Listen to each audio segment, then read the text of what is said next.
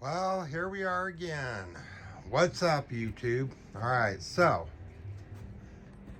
made a few plans for this here bike. What you see here is the seat, the original seat that went to that bike. Of course, I shaved it down, and before I really knew how to shave it down, I went ahead and did it and kind of messed it up, but I can probably fix it or just get another one and shave it down. Kind of like what I did with this one here. I had to buy a whole new seat, shave it down so it's lower right there. I mean, I'm 5'11". This is a big fucking, oh, excuse my language. This is a big bike. I mean, it's got a, it's pretty big. It's actually pretty dusty. Good Lord, that is really dusty. So, what I've decided to do with this one here is I'm going to rebuild the frame. I'm going to rebuild it from here. I'll cut it here, take this whole piece off, cut it right across over here, and rebuild it all the way through and through. Now, I do have a video on my channel near the, pretty much the very bottom. My very first video I ever did was rebuilding a pit bike, frame and all.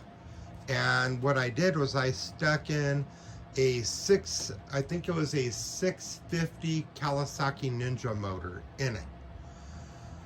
You guys probably check that out. It's somewhere down at the very bottom of my channel. So what I'm going to do with this one is something similar.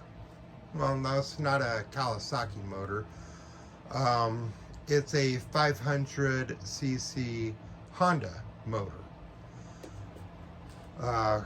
I believe it came out of some kind of crotch rocket motorcycle. It's really something. But I'm going to get one of those. I'm going to stuff that in there. Well, first I'm going to build the frame around it. That's the first. When you're building these bikes like that, you got to get the motor. You got to build the frame around the motor so it'll fit. So that's what I'm going to do. Most of the tubing here isn't any good. It's been cut and re-welded and cut more and re-welded. It's, you know, I wouldn't trust it, not with the motor like that. I will rebuild the swing arm using, instead of round tubing, I'm going to use rectangle tubing. And instead of using these here shocks, I'm probably going to use that big old, yeah, I'll probably use that shock right there. I figured, why not? You know, more than likely that shock. I mean, it is possible that I could use these ones here. Well, not these ones, but there's some more that are out there that's just like it, a 280 millimeter, and each one holds 1,000 pounds. I figured that might be a good idea. I mean, this here, I mean, look how big that is. That's a big shock. I mean, that's really big. I mean, compared to this motor here, it's as long as that motor that actually came out of this bike. But, you know, I figured, well, shoot, if I replace these and get two more, the 1,000-pound shocks, that's 2,000 pounds. I figure, shoot, man, that'll work. I mean, they'll be small, but, you know, they will definitely work. That one there, I'm not so sure. Two of those at 1,000 pounds a piece, oh yeah. The gas tank, my girlfriend decided that she wants the gas tank for her Trailmaster. I was like, you know what, okay, fine, you can have it.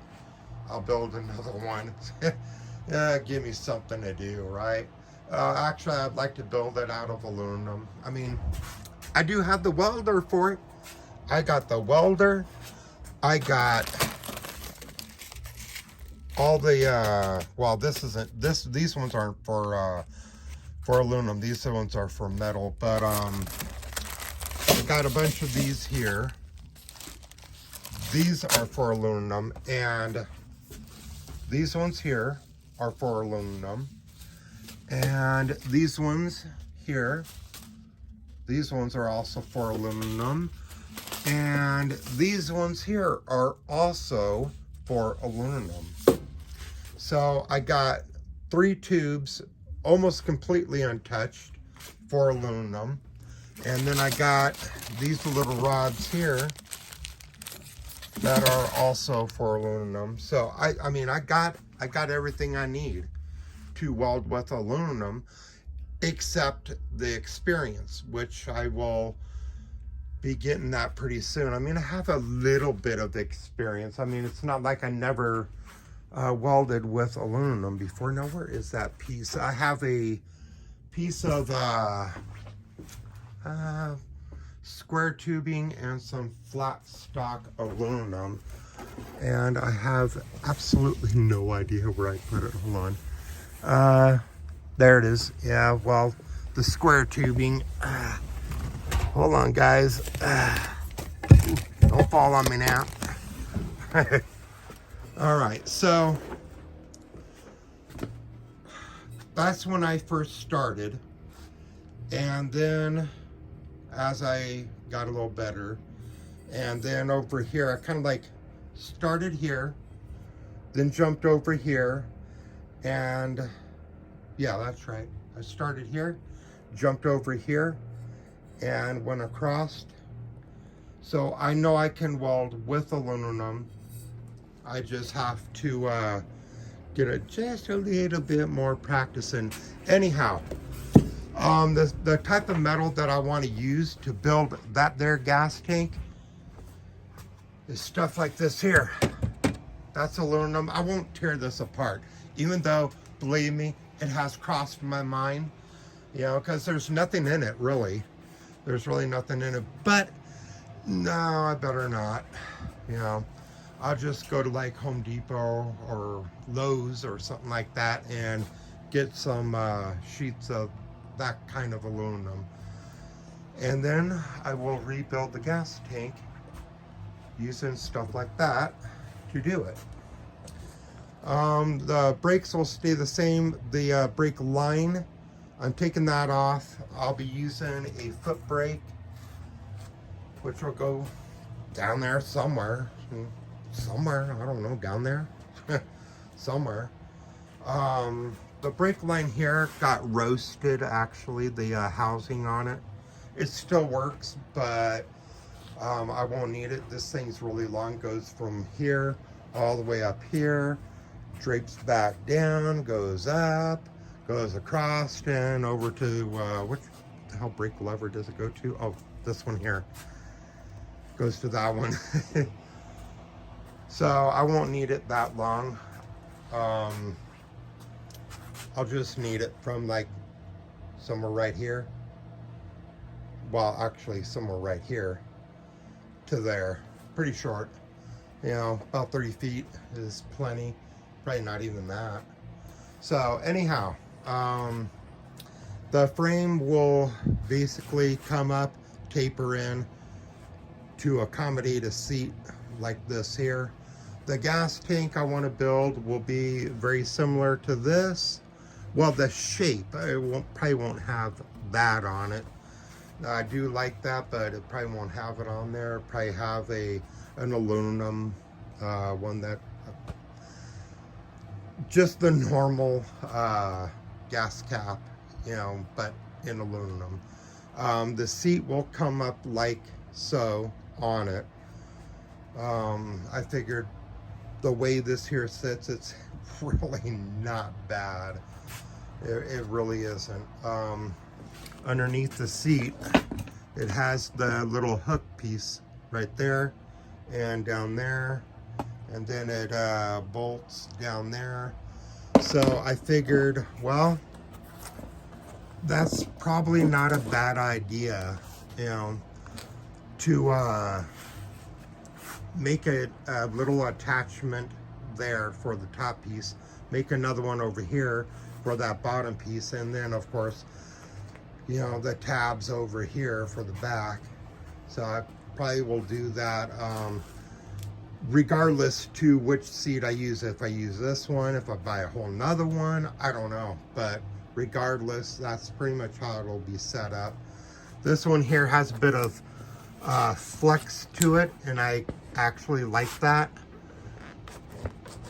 But what I don't like is how I butchered the hell out of it, you know, so it's really lumpy and bumpy and just wavy, you know, and it shows right through. I mean, look at that.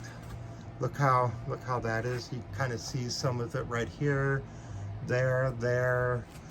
Now this one here, you can't see it at all. It's real smooth, you know, because, well, I did it correctly. I paid attention to another YouTuber that has done this, and I did it correctly, you know. So this one here will either, I'll strip off the cover, sand it if I can. If not, I'll get a whole nother seat like that, and I will do it again. Well, shoot, that thing's going to cost me $100 just to get another seat like that. Maybe I should get a pit bike seat. You know, that's actually probably not a bad idea. Well, I don't know. I'll think about it. I'll have to see where I sit on it, and once the frame is coming together, and we'll see. So anyhow, I want to show you guys what I've been up to, and this time I haven't been up to no good. Well, I guess that's that's, you know, my opinion. So thanks guys for watching. I appreciate it. I'll keep you guys updated as much as I possibly can. Like, subscribe, leave a comment, and I will talk to y'all later.